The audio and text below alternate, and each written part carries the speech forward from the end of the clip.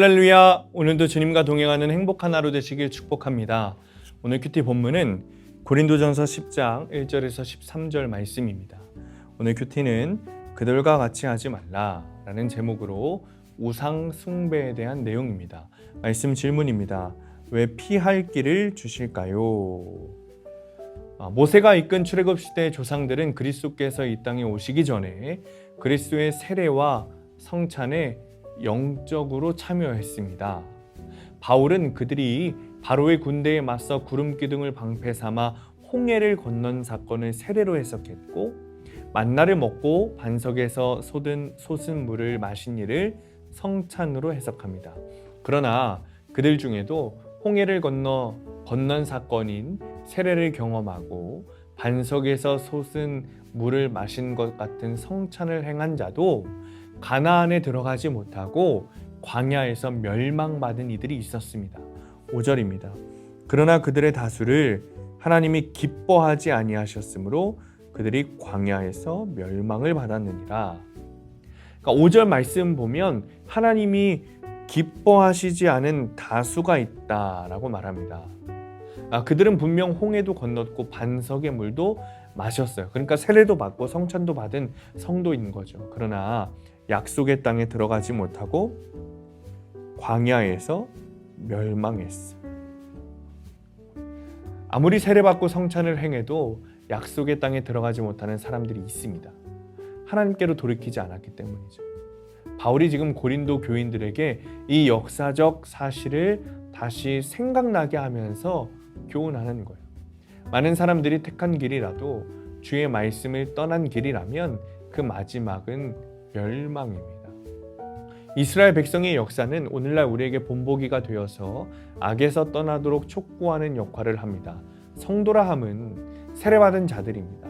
성찬의 자격이 있고 주님의 몸과 피를 먹고 마신 자들입니다. 그러나 구원에 이르지 못할 수 있다는 거죠. 이스라엘은 금송아지 신상을 만들어 섬기고 모압 여자들과 음행했고 주를 시험하다가 모두 하나님의 징계를 받았습니다. 그때 거기 계시던 하나님께서 여러분 여기에 함께 하심을 믿는 성도는 같은 잘못을 반복하지 않는 거예요. 영원하신 하나님은 언제나 동일하시기 때문에 성경에 기록된 그분의 통치와 구원의 원리는 현재 우리에게도 그대로 적용되는 거예요. 따라서 성경은 오늘 나에게 주시는 하나님의 말씀이고 내가 읽고 행할 생명의 말씀입니다. 모든 시대는 시간의 주인인 하나님이 정하신 구원의 목적에 따라 흘러갑니다. 이 시간의 흐름이 구속사인 거죠. 따라서 우리는 날마다 말씀을 묵상하며 스스로 선줄로 생각하는 부분이 있지 않은지 살펴봐야 합니다. 흔히 시험이 나를 넘어뜨린다고 여기지만 사실 나를 넘어뜨리는 것은 시험이 아니라 자기 확신과 교만입니다.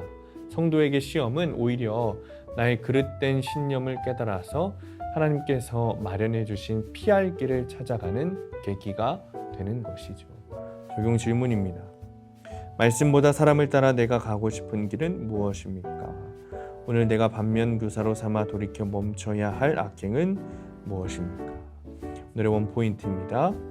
말씀이 우리의 피할 길입니다. 하나님께서 말씀으로 우리에게 피할 길을 주십니다. 하나님께서 모든 천지 만물의 창조주이시고 이 시간과 공간의 주인이시라는 것이 믿어지신다면 우리는 말씀에 집중할 수밖에 없습니다. 주님께서 말씀을 통해 우리에게 피할 길을 주시기 때문입니다. 오늘도 말씀을 붙들고 주님께서 주실 피할 길을 따라 걸으신 하루 되시기를 축복합니다. 기도하겠습니다. 주님, 말씀이 우리의 피할 길이라는 사실을 믿게 하여 주옵소서. 말씀이 출애굽 시대에 이스라엘에게도 적용된 그 말씀이 오늘날 우리에게도 적용된다는 것을 깨닫고 주신 기록된 말씀에 순종하고 살아가는 우리가 되도록 하나님 인도하여 주옵소서. 예수님의 이름으로 기도합니다. 아멘.